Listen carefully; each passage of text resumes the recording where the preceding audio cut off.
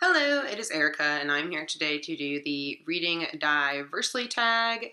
This tag was originally created by Library at the Edge of the World, I believe, and I will link her video down below. The purpose of the tag is for every continent except Antarctica, you talk about one book that you recommend by an author from that continent, and you list one book from your TBR from that continent. So, without further ado, I'm going to start with Asia, and the book I recommend is 1Q84 by Haruki Murakami. This was my first Murakami book. I don't know why. I had never heard anything about Murakami before. This was like two and a half years ago. And I was in this weird period of my life where I was only reading books that were like 700 pages or more, not on purpose, but like that year I was like binge reading Dickens, and I picked this up because I was like, oh look, a giant novel, and it was on the staff recommends table at my local bookshop, and so I picked it up. I loved this book. I don't know if it's a great place to start with Murakami because it's ginormous, and I know it was originally published in like 3 different sections or whatnot, but I love this book. I couldn't get out of it. It was one of those books that when I closed it, like when I was done reading it, I'd go and do something else, and I'd still like carry around, I don't know, like the atmosphere from it. Like I still felt like I was in it because it just like penetrated its way into my brain. So that's 1Q84 by Haruki Murakami. And for anyone who doesn't know, Murakami is Japanese. The book from Asia on my TBR is by an Indian author, and that is Amitav Ghosh's Sea of Poppies. I recently hauled this. I really don't know that much about it. I think it takes place on a ship.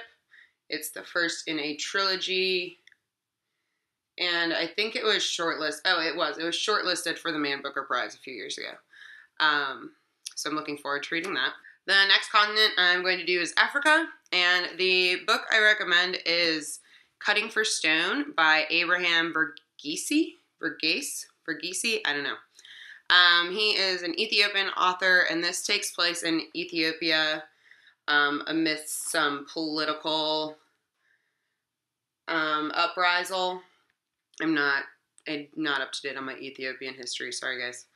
And it's about a pair of twins who are born to a nun in a missionary hospital, and then raised among the people who work at the missionary hospital, and it's kind of a coming-of-age tale about the 2 boys.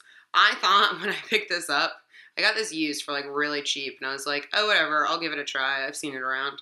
And I thought when I picked this up that it was going to be a sentimental nightmare.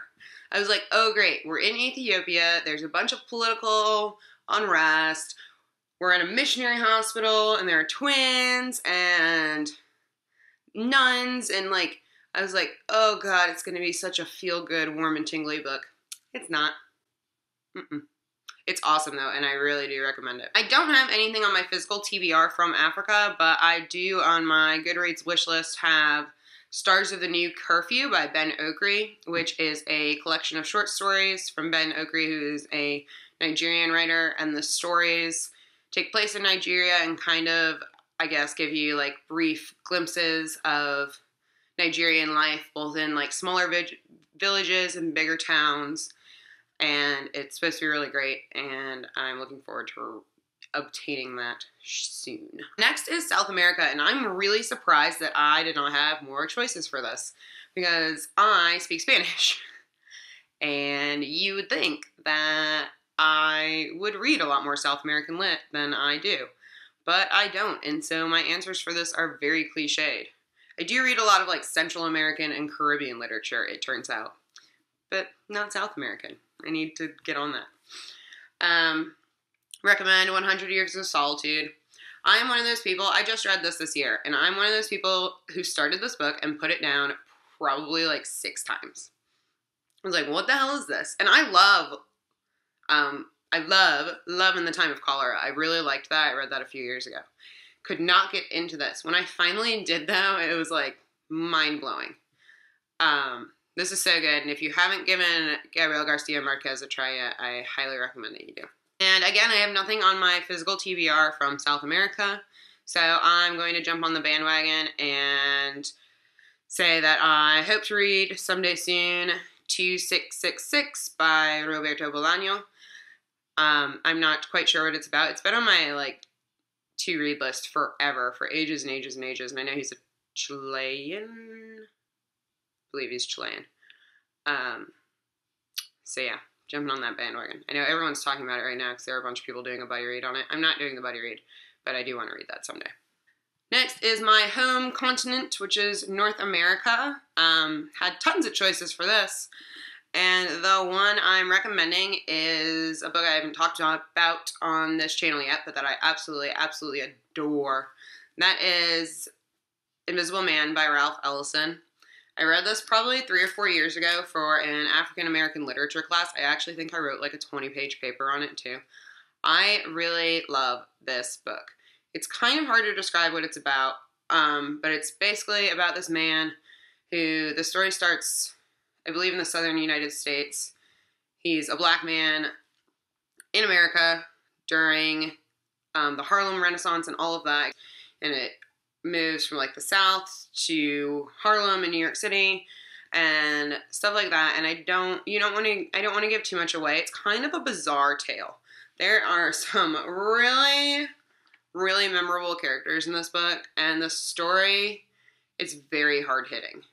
It's not, I mean, it's kind of difficult, but I love, love, love this book, and I don't think, in regards to the American canon, I don't think it gets talked about enough. The book on my TBR, I'm going to bounce into Canada now, is Alias Grace by Margaret Atwood.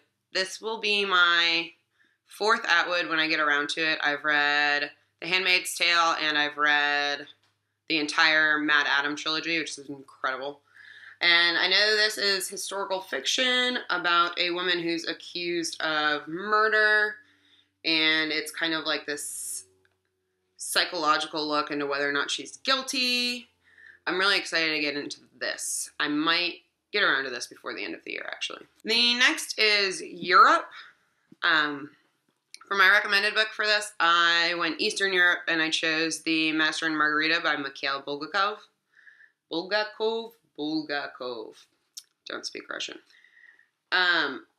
I read this book in high school for the first time, and I've reread it since then, and I want to reread it again soon. I'm due for another reread. This book is life-changing. Like, it's insane. This book's absolutely insane, and it takes a while to get into. The first time I read it, I think I was like 16. I don't think I understood a goddamn thing that was going on, honestly. I really don't. But it's satire-based, and again, I'm not a history buff, not really up to date on my Russian history, but it is satire-based, and it's got some elements of magical realism in it, and it's absolutely, absolutely fantastic, and I highly recommend this. Back to Western Europe, I went with, on my TBR, I have The Elegance of the Hedgehog by Muriel Barberry. I'm not sure why I haven't gotten around to this yet, I just haven't. And I know it is originally a French novel, it was originally published in French, and it's about a hotel and the concierge, and I believe a girl who lives there. Maybe her parents own the hotel. I'm not entirely sure, but I heard that this is really heartbreaking and really good, even if it takes a little while to get into. So it will be read someday.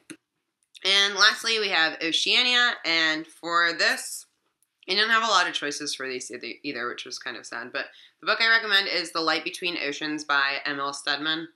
This is about a man and wife. The man is a lighthouse keeper on this remote little island, and they live there alone, and one day a boat washes up with a dead man in it and an infant child, which happens recently after they have been trying to get pregnant and can't. I can't remember if she ends up miscarrying or what happens.